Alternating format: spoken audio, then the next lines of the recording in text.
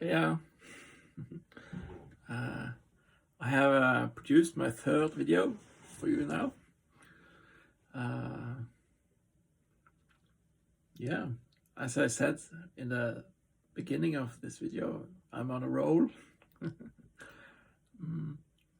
Yeah, so this video, it's quite a serious one. Again, it talks about scary stuff.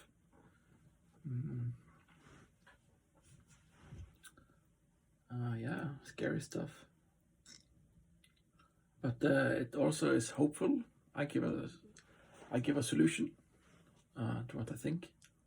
But most people will disagree with this solution. But you have to decide for yourself. And I hope you will watch it. As my last video, my number 2. This one, yes, it's over an hour. So it's an hour and 10 minutes. But yeah, I feel it's really important. And I know this sounds like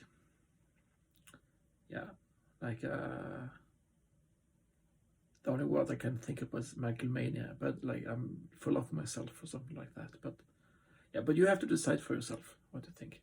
And I hope you will watch the whole video. And yeah, and as YouTubers say, I hope you like this video and comment on it. And yeah. Okay. See you.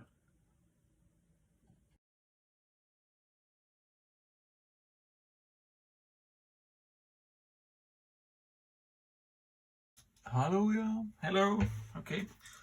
So welcome to my third video. I'm quite on the roll here. So yeah.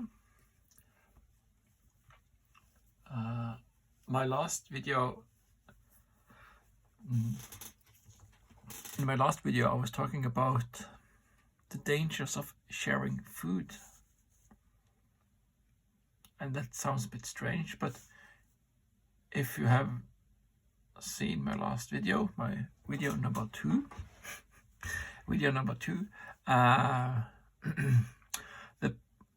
the point I was trying to get across was that there are inherent dangers in sharing food on a societal level. So if we on a societal level shares food, then people can get addicted to that food sharing. And when people on a societal level gets addicted to sharing food, the society can collapse if the state runs out of money. Because what can happen then, when the state runs out of money, it can't tax anymore because the tax is so high, it will start to inflate the currency. So it will, as I explained in video number 2, the state will get the central bank to inflate the currency. And when you have inflated the currency at a certain level, and I didn't say this in the last video, but when the currency, when you have inflated it over time, like this, inflate,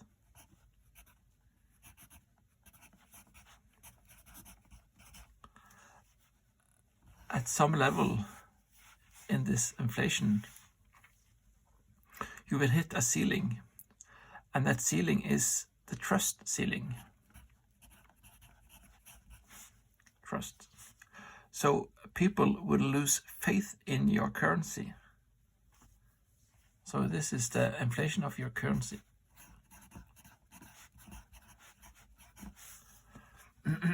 Trust in your currency. And this has happened quite a lot of times. Again, in the recent example, Venezuela.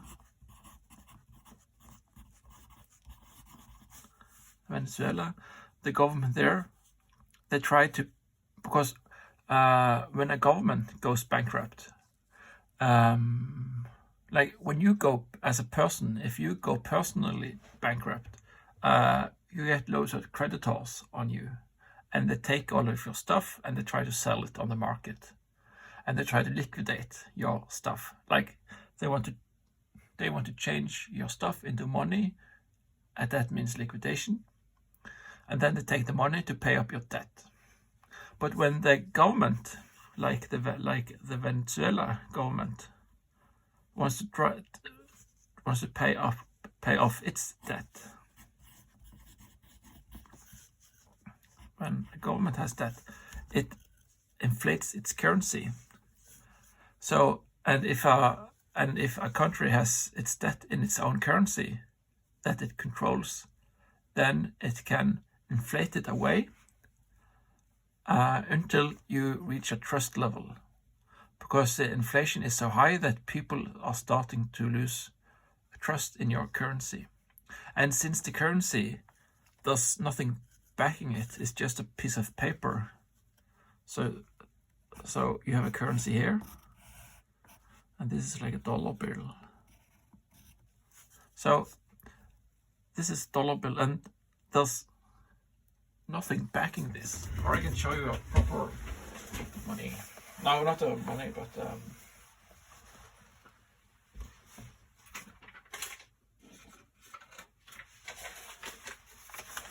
so this here. This is a Norwegian kroner, and this is just paper. There's nothing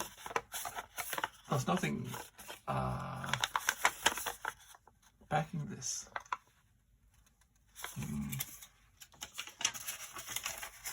Same with this.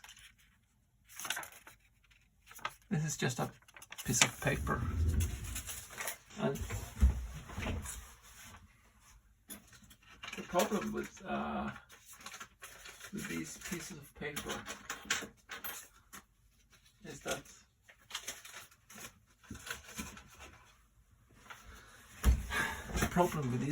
paper is that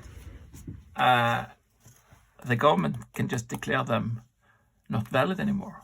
Like we had a 50 kroner and a 500 kroner banknote, and now if I go to the store with my 50 kroner money or my 50 kroner banknote, people won't accept it because it's now valueless for me.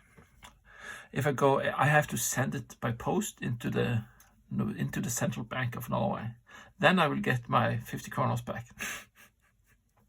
in a new note.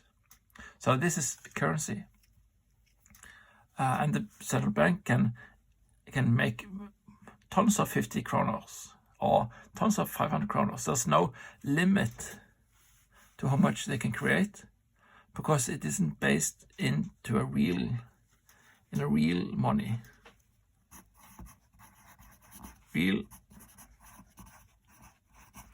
money consists of a thing, of a token that has intrinsic value. So if you have a silver dollar, this is silver, then that coin in itself has real value because people want to trade stuff for your silver. So you can take this coin and you can travel to, for example, China or Venezuela or any other place in the world, United States or Brazil or Spain or whatever, and most people would accept your silver dollar for the current rate in the world. So a silver, 1 ounce of silver today is worth around 170 kroners. And this changes in value, but if you have silver, that changes in real. So even if they inflate away your currency. Even if the central bank makes more notes, they can't inflate the value in your silver dollar. Even if it says 50 kroner still, and they make more 50 kroner notes, they can't inflate away the value of silver and gold. And the reason you use silver and gold is because they're like portable and easy to carry around.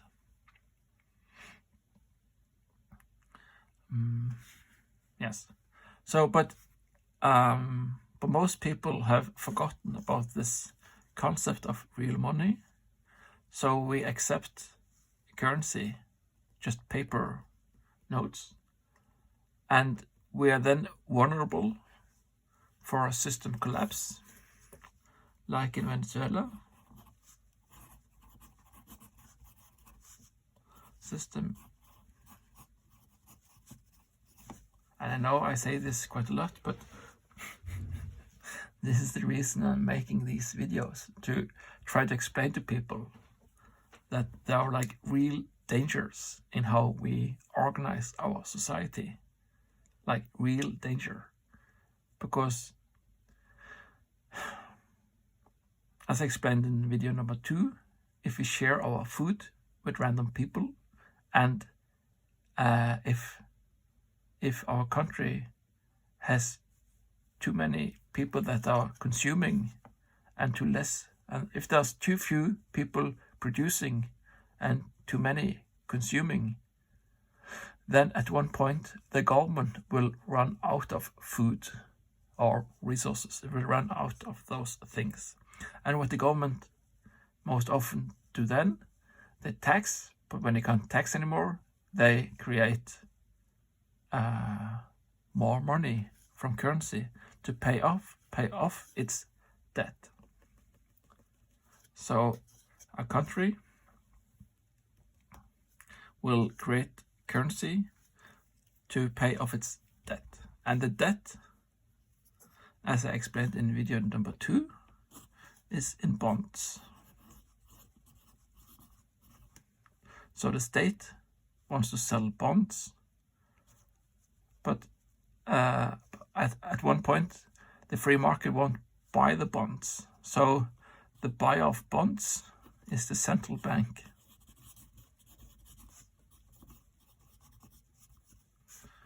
And the reason the central bank can create, so the central bank, it just creates currency. I type it twice here, but it creates currency out of thin air.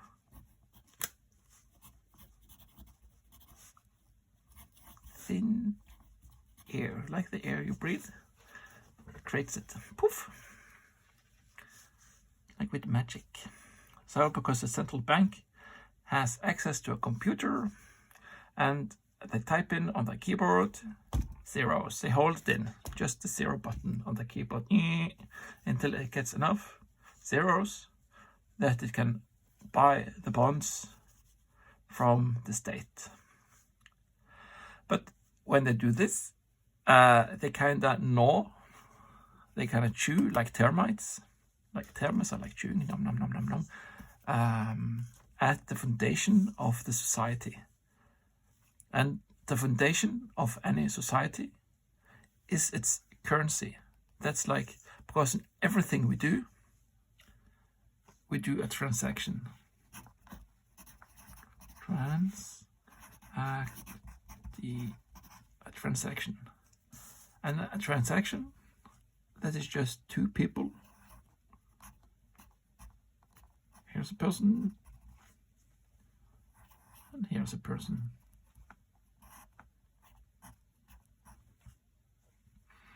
And they just trade. So this person had some waffles. This person here was hungry, so he traded some currency. Say 50 kronos, punk, to get a waffle. And this is a waffle heart. Punk, punk, punk, punk, punk, punk. A waffle heart. So now that person here can eat a waffle and have a cup of coffee.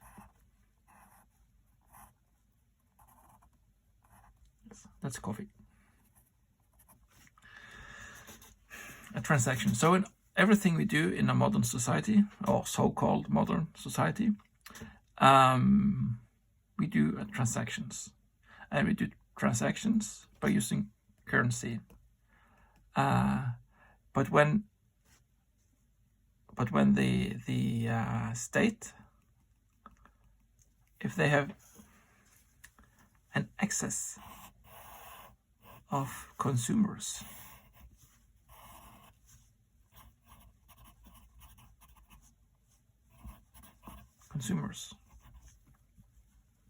too many people not producing,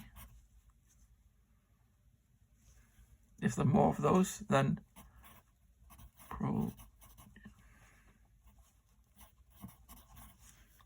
if there are like just this many producers but this many consumers, nom nom nom nom nom, they're eating all the waffles. They're just consuming waffles. They're not making any more waffles. What shall we do? They're eating all the waffles. Okay, so they're eating all the waffles and not producing anymore. So they're just, because people with a feminine energy just want to give them stuff. They don't want to protect the food.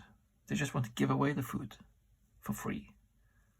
Because they want to take care of the children. They have an instinct in them that says that we need to share our stuff because we need to take care of the children. So we just give away our food for free. But then people are incentivized to become consumers and not producers. And in the end, the state runs out of money.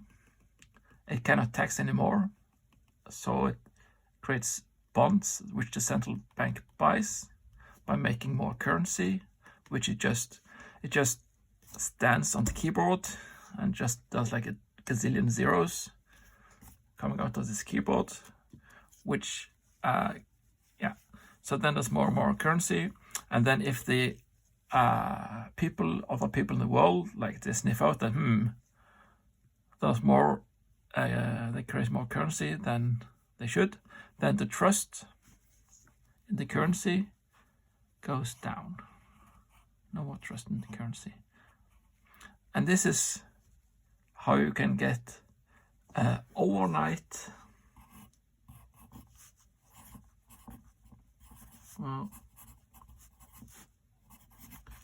system collapse. So the whole system just collapses in less than 24 hours. Because nowadays trading is done by computers and it's like really fast. And if people just suddenly lose trust in your currency, then it happens quite quickly. You could, in the worst case, have an overnight failure, and then all of your money is just gone. So you log into your local net bank, and I know this is really scary stuff, but then, like, people need to be scared because so many people, they're just, waffling about in their lives. They just la la la la la. I don't care about how the system works. I'm just, as long as I have my food and my beer and things are normal, I don't care about how things work. And they just go along in their merry way. La la la la la. But then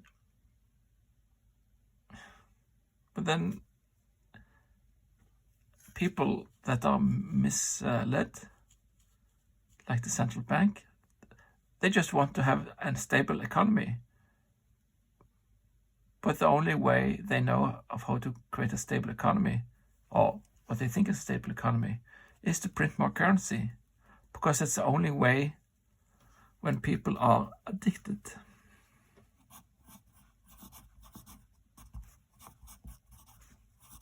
Addicted to welfare.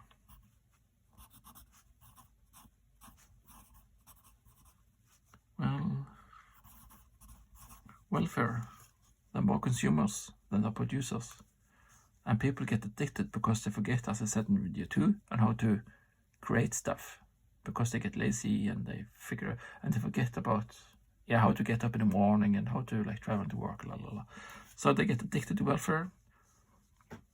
And the politicians doesn't, because the consumers, they can also vote. Both of the producers and consumers can both vote, but if there are more consumers than the producers, they can vote in politician that will just give them more welfare. And then, like the people or like the politicians in Venezuela, they just create more money because they can't. They promise too much welfare. They make more money. The currency goes like it just goes up until you reach the trust ceiling here, and then you have an exponential loss in trust, or an exponential. And the thing is that also people doesn't understand exponential growth.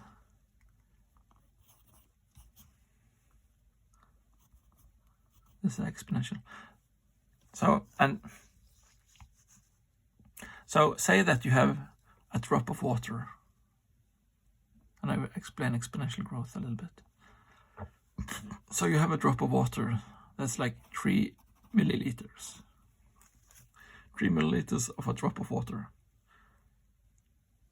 And you have a big football stadium. Or say you have the big stadium in the Colosseum in Rome. Here, so here we have the Colosseum of Rome. Okay, so say in theory that this Colosseum in Rome was completely watertight, like a tub. And there's like this tiny drop of water there. And this tiny drop of water increases by volume with 3% each second. So for each 1 second, this drop of water expands by 3%. How long does it take to fill up Colosseum with water? Well, actually, if you got to guess, how long do you think it takes? Well, it takes 30 minutes. And then like, what? 30 minutes? Yes, 30 minutes. Because if you have, because in like the first 28 minutes, nothing is happening because there's just nothing there. But then you get into this growth curve here. This is the growth curve. And so here things are happening, because 3% of a mouse, that isn't so much. 3% of a tiger is a bit more. 3% of an elephant is quite, it's a substantial amount. 3% of a whale, like a blue whale, that's quite a lot of weight. So, and by each second you add the weight back into the drop. So when you add the weight of a whale and you add 3% of that again, you get a growth curve, exponential growth curve. And this is the same thing that happens with central banks. They say that they have an inflation goal of 3% or 2% each year. But then at some point, 3% of a lot of money is a poop load of money. So then you get into exponential growth, pionk, and then suddenly people lose trust because you are like here in a growth curve, and then you turn into Venezuela, where their currency collapses overnight because with the bathtub effect, or like the Colosseum effect, 3% of a blue whale is quite a lot, and you. So then you get like, like in Zimbabwe, you have like this, wheelbarrows of of currency. You just come in with a paper money. Yeah. And this can happen to the West as well.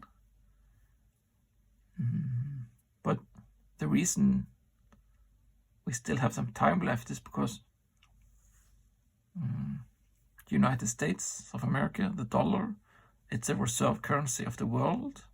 So when they make more currency to pay for the welfare and the warfare, all the nations in the world, they will accept dollar. So it's kind of like, so the whole, like the currency is like spread around the whole of the world. But a small country like Venezuela, their currency isn't accepted by most people. It's just accepted internally to Venezuela. So they don't have, so they have less time to develop their currency, or yeah. But if you have if you have a really big currency like United States or like the dollar, then they can produce more dollar that people will accept. And the inflation is not often felt in the States that much because the money flows overseas into other things. And the same thing with the euro. Yeah.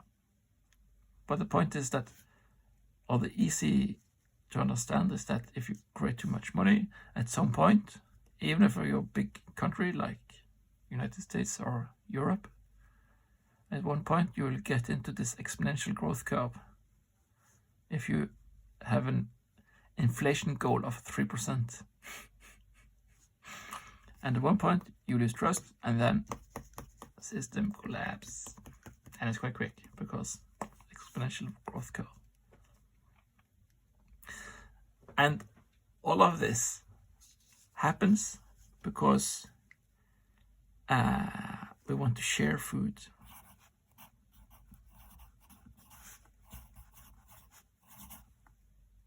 Because of our instinct.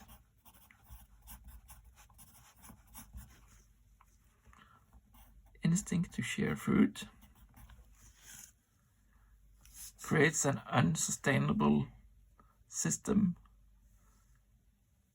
that produces consumers and disincentivizes producers.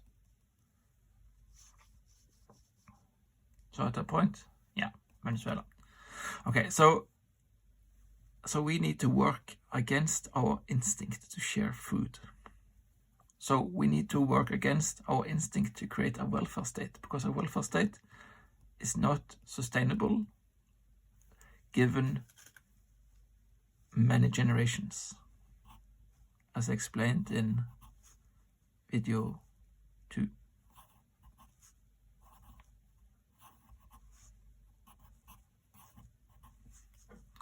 Because people are getting more and more used to handouts. And also in this modern time, we have internet. And internet tells the poor people in the world, because again we have 7 billion people and 10% of them would probably like to move, and that's quite a lot of people.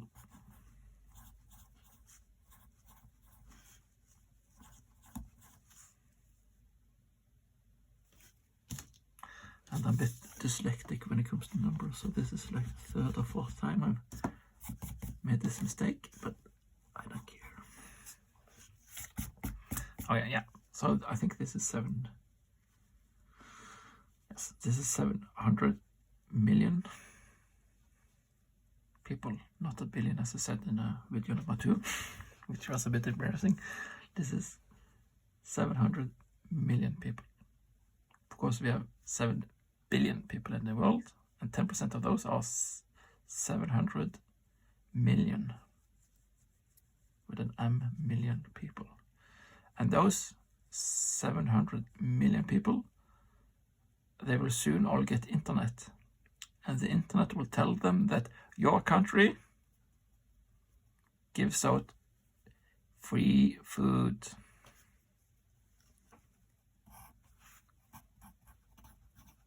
Free food. So they're like, yes, maybe we should move to your country that gives us free food because we are hungry.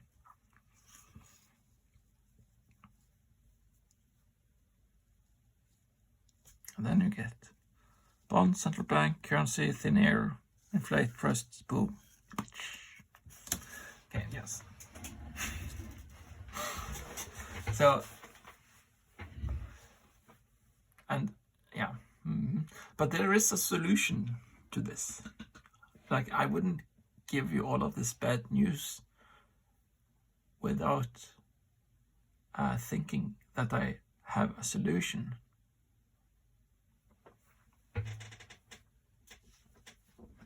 And this is again a trigger warning, because I'm going to display something that so many these days hate and don't want to have anything to do with, but I don't care, because the solution is here, I think, in the Bible.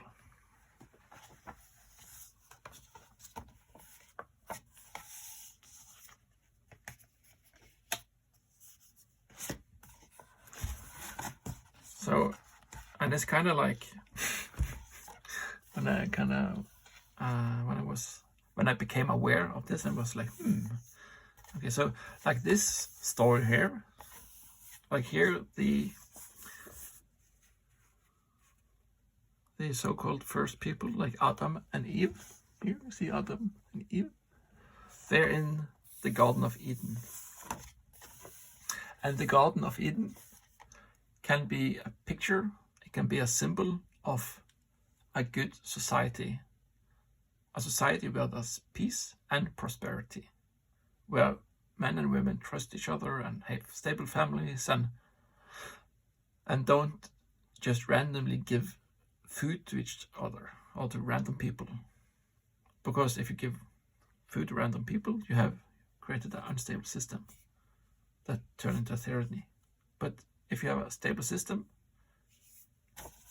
and don't give random people food, then yeah. And the thing is that this story, I think, warns of this, because here we have Eden, but this is Eve, and it's not to like put blame on Eve, because Eve is just a person that was tricked by the snake here, and like, because Eve is, yeah, it isn't her fault in a way. She was tricked by the snake to eat the fruit, and she shared the food. She shared the forbidden food, because this food here is forbidden. She shared that forbidden food with Adam, and because of that, because Adam also ate of the forbidden fruit, they were tossed out of the Garden of Eden. See? Here they are on the outside of the Garden of Eden. Here are angels and salt. You cannot come in here anymore. So, and what do you think the people of Venezuela feel? Like, the people of Venezuela, they ate the forbidden fruit. The forbidden fruit is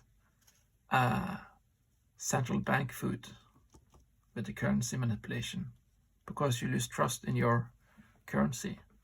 So they overprinted the currency because they wanted to give food, like free food, to people that hadn't worked for it.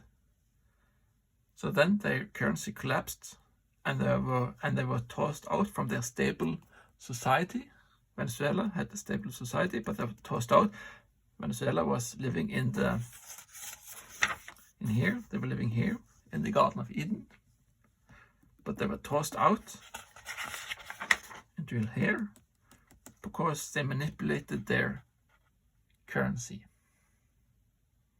So now Venezuela is here, and they're eating rats. Yes. for Venezuela people. They're eating rats, and they have to really struggle to make do.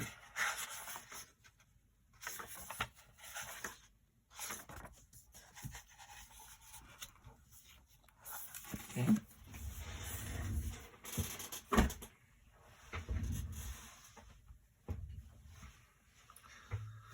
So the root problem is that like people, or well, women,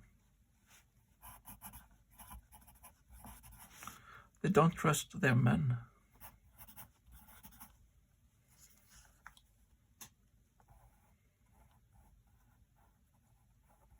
I would say.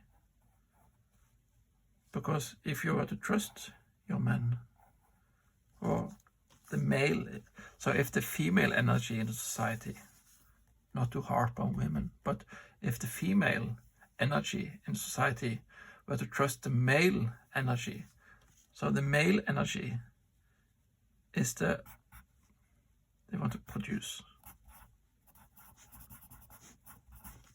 and the female is to consume. Because children need food.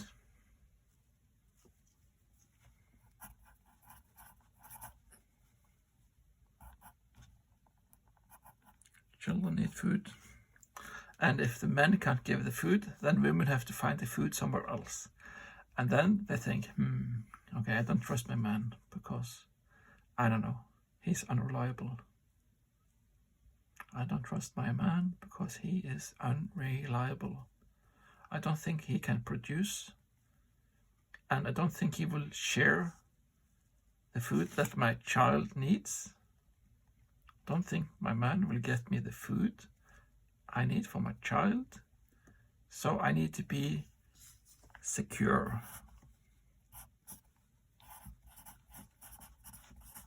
And then I eat.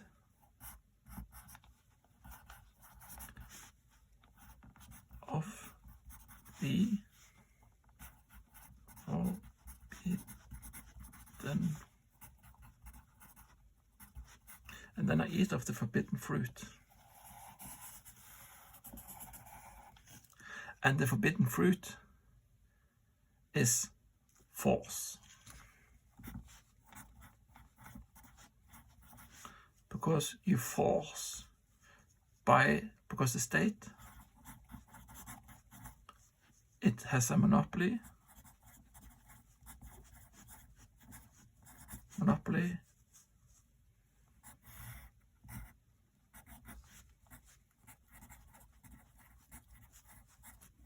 you see here, it has a monopoly on force. So the state here can force the man that are producing, or the male energy. Sorry for all the triggered feminists, but like, the woman can also be a producer. I'm not saying that, I'm just saying in general. So the women force the men, the producers, the male energy, the force of male energy, to give them free food here. They force the producers to give them free food to their children. So by doing this, they are eating of the forbidden fruit. Because the thing that's forbidden is to use deadly force through the state. Because the state owns the guns.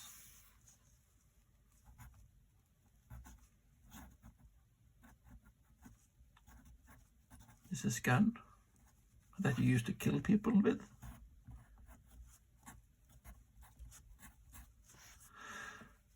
And in the state, the police have guns, which they can threaten death if a man or the male energy does not want to give up his food, which he has produced, the man was out to find an elk or moose. So here is a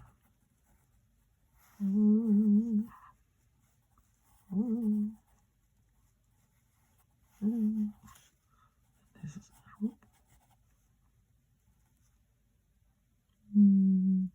yeah, so the moose became sad because he became thinner. So this is the moose, which the man hunted down. Pew. But the state wants half of that moose. Punk. I want half of that moose, says the state. And cough up the half of the moose. If not, I will send the police. And the police brings the guns. And they will threaten to kill you or put you in prison at the first. But first, they will threaten, please, in prison. If you don't cough up half of the moose, 50% of the moose, plunk, plunk. Because 50% of the moose has to go into the free food pool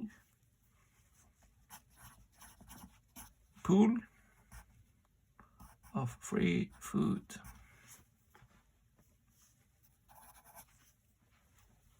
Yes, pool of free food. But this again, like then this 10% is 700 million people are like sniffing out, here's free food, nom nom nom. And the women, which have eaten of the forbidden fruit by forcing men to cough up half the moose into the free food pool, yes, it's a problem, it's a thing. So the solution for this, the solution is trust. Trust between the male and the female energy. So, because we cannot organize, we cannot take half of the moose and put it into a free food pool on a state level. Because given time, we end up like Venezuela. Because of everything, like the government has too many consumers, they eat all the food, they need to produce more money, and then the current just collapses. So in order to have all of this bad stuff, we need to stay away from the forbidden fruit and eat the, healthy food, the good food. Good food.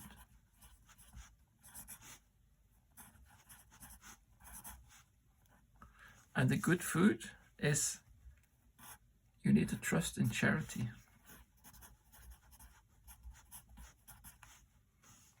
And charity you will find in societies.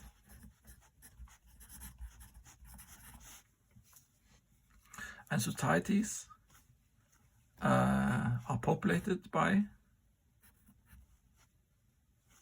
trustworthy men.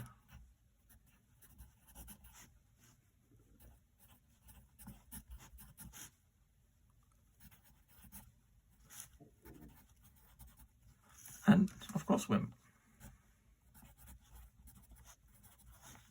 But trustworthy people that are producers. And because like everybody wants a security net, everybody wants to feel secure. But you can't force people, you can't force a person to make you secure. Like you can't force a doctor to treat you. You can't like hold up a gun to a doctor's head and say, okay, fix me or I'll shoot you in your head. Or you can't like hold up a gun to the doctor's child and say, okay, fix me or I will kill your kid. That is like amoral. You can't do that. And the same thing, you can't force the hunter that has hunted down the moose. Like, give me half your moose, I will like use my gun to threaten you to go or like toss you into prison. And if you refuse to go into prison, I might even use my gun to kill you. So that is eating of the forbidden fruit. You can't do that. It is immoral. Instead, you need to trust the goodwill of people. So if you want a security net, you have to form a society with other people that you find good, that you trust, and you need to form a contract, because you can have contracts.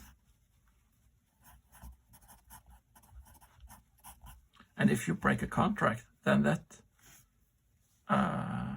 gets like serious consequences. Then you can use the state force. But then when you have joined a society by free will, then a contract can be, I would say it's moral to enforce a contract with state force monopoly, because then you break your word, which you have written into a legal contract, and then you need to suffer consequences of breaking that contract. So if you break the contract, then you can go to prison, and I would say that's okay. So if you are really in need of security, you can go into society, which you create a contract that says that if you get sick, they must help you. But people around you need to sign this contract by free will with you. You can't force somebody by like tax them, for example. That isn't moral to force somebody to give you free food pool on a societal level. So everything needs to be on a local level. So this charity is like local, or it can be a charity that's like spans the whole country, but you have to be able to choose a different charity by going into a different contract. Yes. So yeah, so we need to build up trust between the female energy and the male energy in our society, which the female energy votes on people that wants to take away or like will phase out welfare, a welfare state, and will have welfare societies, or as I said earlier, tribes. We need to have welfare tribes, because if one tribe goes down, it doesn't affect the whole country. So if a society goes bankrupt, so a country like Venezuela can have many societies, but if one goes down, okay, so maybe 1,000 people here lost their security net, and it's really shame for those 1,000 people, but it's better than 1,000 people getting hurt than 5 million people or like 20 million people. Like maybe the country of Venezuela has like 30 million people, and all of them is now suffering because they ate of the forbidden fruit, central bank, and printing currency out of thin air. Look, hyperinflation. This is also called hyperinflation. So we need to like decentralize the food. We can't have one big entity in charge of all of the food, because when that big entity goes broke, like when the food goes away, poof, then everybody's suffering. So everybody needs to eat rat then. And that isn't good. So we need to trust the male energy of that has free will. We need to trust the free will of the male energy, the producing energy, people that are producing.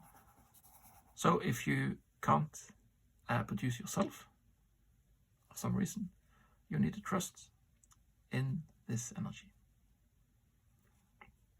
If you don't trust that, you eat of the forbidden fruit. And we get tossed out of Eden.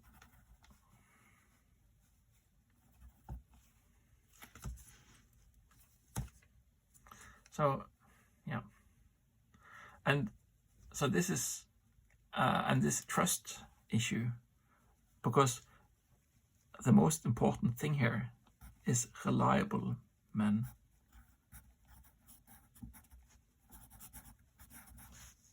Reliable men.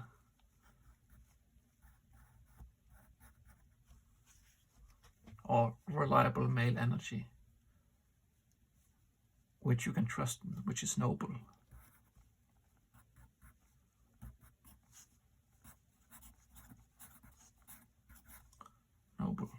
Noble energy.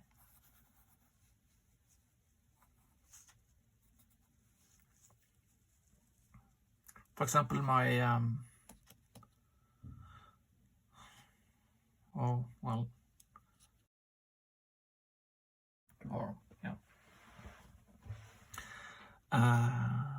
there was this a rich guy called Gabriel Skanke Kielland.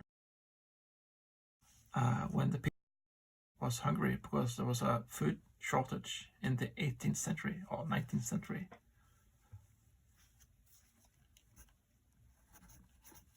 This century here, he was a rich guy, Gabriel Skanke Kielland, and he bought food for all of the hungry people in the society, because they didn't have a pool of free food. But when he was a noble and an honorable man, so he was a noble and honorable,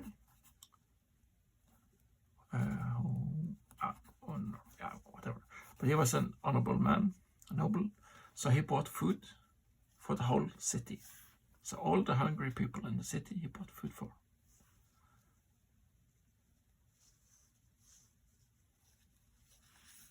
So we need to trust in men, or the male, and we need to trust in the producers. If we don't trust the men, the producers, we eat of the forbidden fruit. And this is what our society has been doing the last 100 years. We have continuously been eating of the forbidden fruit, or since the 60s, I think. Because then we started to get a welfare state. So then we started to eat of the forbidden fruit, and and the currency in the West, like dollar and euro and krona and all of the currencies, they have been losing value, and you can see this in the gold price. So because the gold price represents the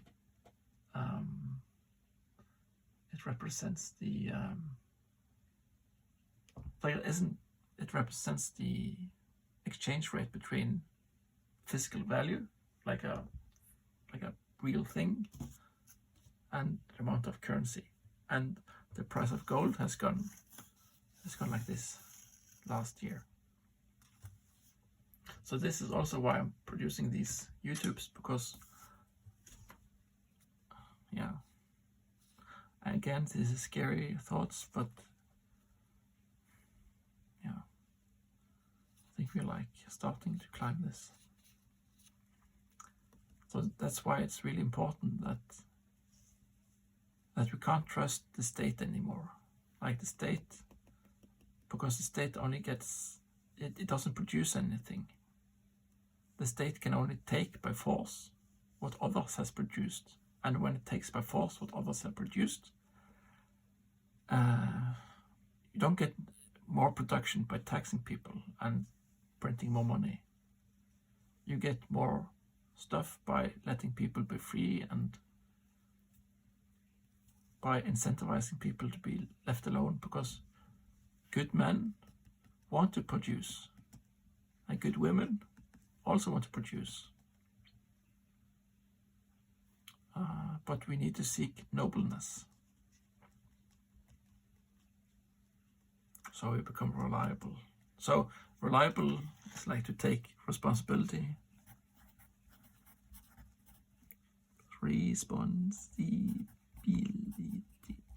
Responsibility.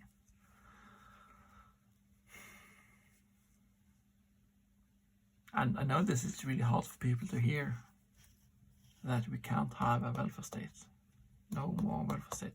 No more pool of free food. Because there's no way you can manage this. Because as the generations grow up, more and more people become shameless. They don't have shame to take welfare. So then they just want to get free food, and then you get too much consumers, and then the producers don't want to produce, and then central banks creates currency out of thin air.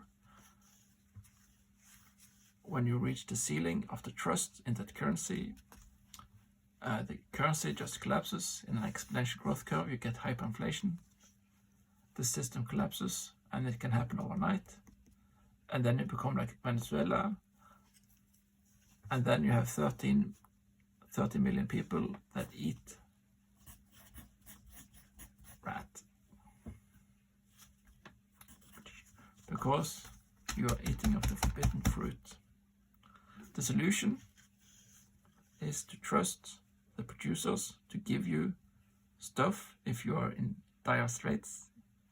If you are in need, in dire straits, you need to produce. You need to trust in charities. You need to join a society that will hand you out free food of their free will. So you need to eat good food. So you need to form a society, and in that society you need to pick a society where you yourself feel there's trustworthy men and women. Trustworthy men and women. And even if you trust them less, you can go into a society where there's a contract, where they are then obligated to give you food if you need it for your child. If your child is hungry, then society is bound by contract to give your child food.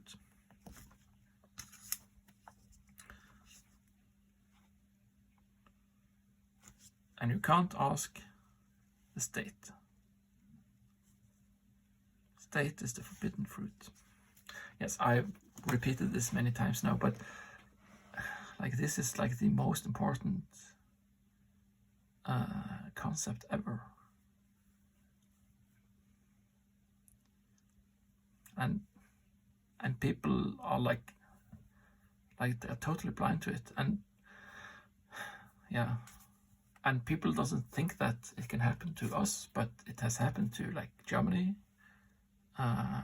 They got hyperinflation just 100 years ago, or less than 100 years, and the financial crisis in the 30s, they had like strong inflation because they had a bubble, and yeah, and there are many countries around the world now, Venezuela and Zimbabwe, and many African countries, they go into hyperinflation, and then the whole society just collapses. And this can happen to the West as well. But and in order to guard you, because so to guard your wealth,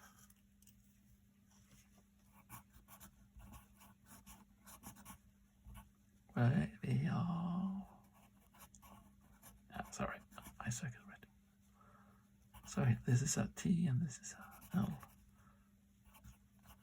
So this is wealth. Okay, so this is the stuff you have to guard against. So you can guard against the central banks, and you do this by buying real stuff. So you can buy a house or paintings, but the most easy to trade is silver and gold bullions. So if you have silver and gold, then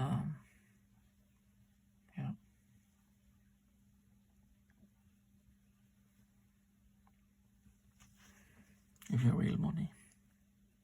You need real money.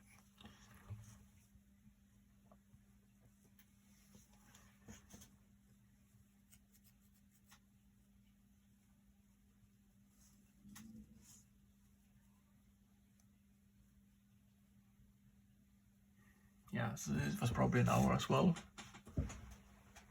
Yeah, close to an hour. Yes. And can you see everything? Yes.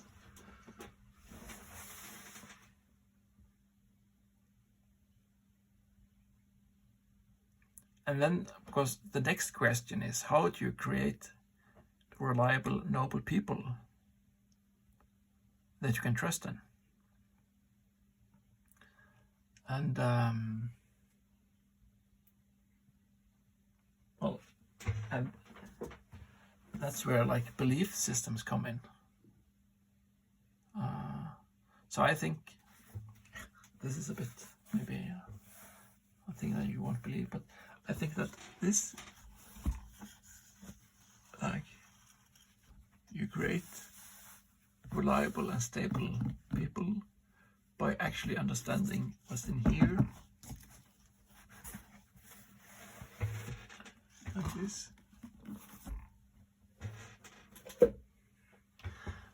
This is the Bible. And I know that there's so many secular people that like vampires now. And I'm sorry, I don't want to like talk negatively about you, but there's so many people that have like this reaction when they see the Bible. And it's kind of sad, because I think that by studying this Bible and by actually like understanding it, you will create noble, reliable men and noble, reliable women. Because like one of the, if you actually follow like in the New Testament, there's the main guy there.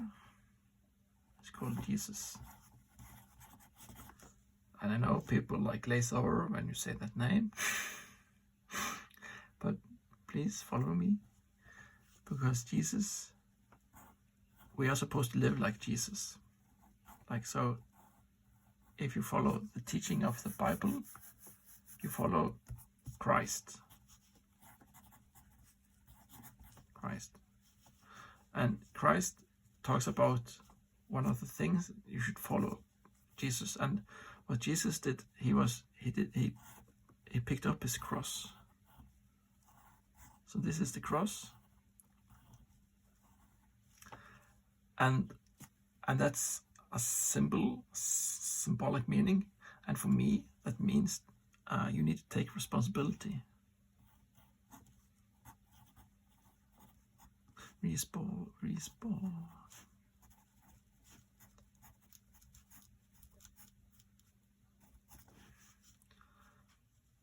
You need to take responsibility for your action. And you should, for example, you should accept pain voluntarily. You should accept pain. Because being reliable, like, it's painful to be a producer. As I said in the second video, like going to work and doing all the stuff, it's painful. Like, you have to get up in the morning and go to work, get dressed, wash your clothes, like that. And you laugh, it's not that painful, but like 2-hour commute each day, or like a boss that you have difficulties with, or it's a stressful work if you like a the time limit, deadline,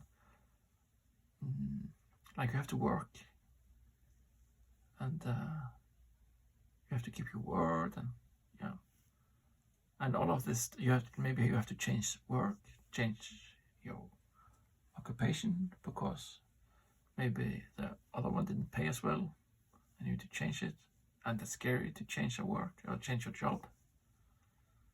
But then you need to be in the position where you accept your pain by following the example of Jesus Christ.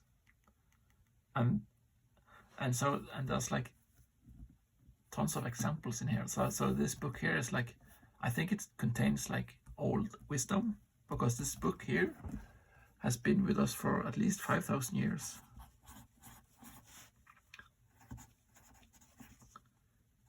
5,000 years this book has been with us. And then the question is why?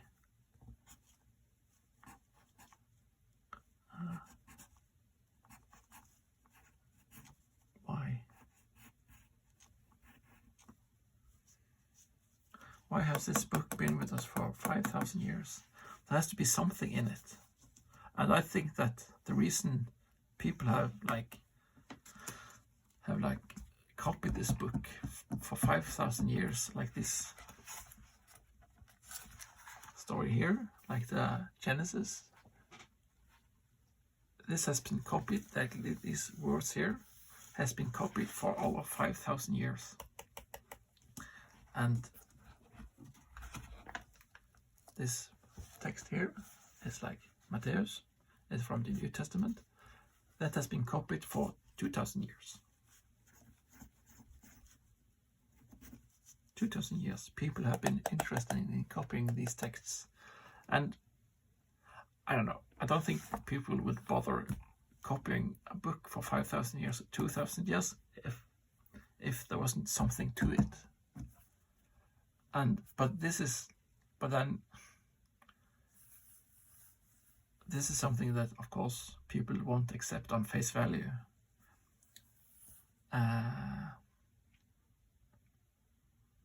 And that's okay, because you need to be skeptical of things. You shouldn't just accept things willy-nilly. You need to have proof for things.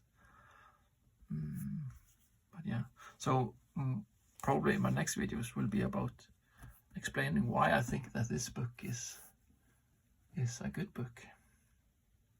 And the teachings in here are good, because I think they, like this book forms the foundation for our society, the West, and the West have flourished. So we have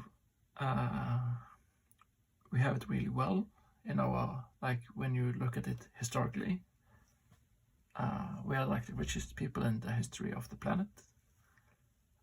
We have iPhones and really good food and like things like these. Yeah, we have lots of stuff, and we have good healthcare, and like compared to the rest of the world, because we are also into exponential growth curve when it's to come to wealth and technology, and so we're living in a really cool time where I can sit here and just talk to you through my phone. And the reason, because in the video number 2, I talked about systems, and that they're like, all system has a simple rules, or rules that start the system. So in a computer you have zeros and ones, and and in a seed there's like rules in the seed, like the DNA in the seed that creates a tree. And I think in the Bible there are like simple rules that will make you grow a good society that's stable, that doesn't turn into Venezuela. If you actually follow the teachings of Jesus Christ,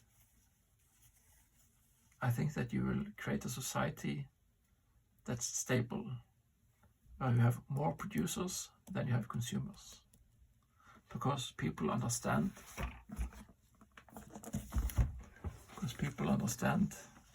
that you can't eat of the forbidden fruit, because they have high morals that say that you can't steal half of the moose by using police and guns and threats of imprisonment. And people say, yeah, but Christians say that taxation is fine. Well, I don't know. It does also say that you should not steal. And I feel that, like, if I don't give half of my moose away, and if that's like, I get knocks on the door by the police and they bring guns with threats of being killed if I don't cooperate and give half of my moose to the state. This is the state for the welfare, for the free food pool. Then I don't know. I don't think that's right. And we should trust in good men that are noble. So maybe you don't believe that this book here will create noble people. Okay, that's fine. If you don't believe in this book here and don't want to have anything to do with this book here, it's fine. But the point is that by some things we need to have noble men and noble women that we can trust in. So we can trust in them to give us charity when we are in dire straits, when we struggle.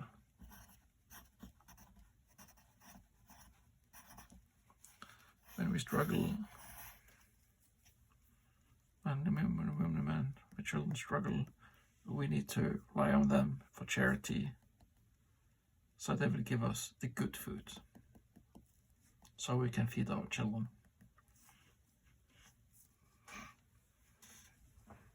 Yes.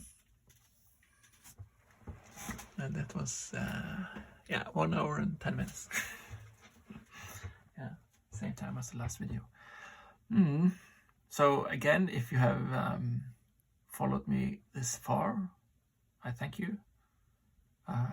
Because again, I think that like these are really important thoughts. And if we don't follow them, like we can get tossed out of the Garden of Eden. So yeah, no more Garden of Eden for us.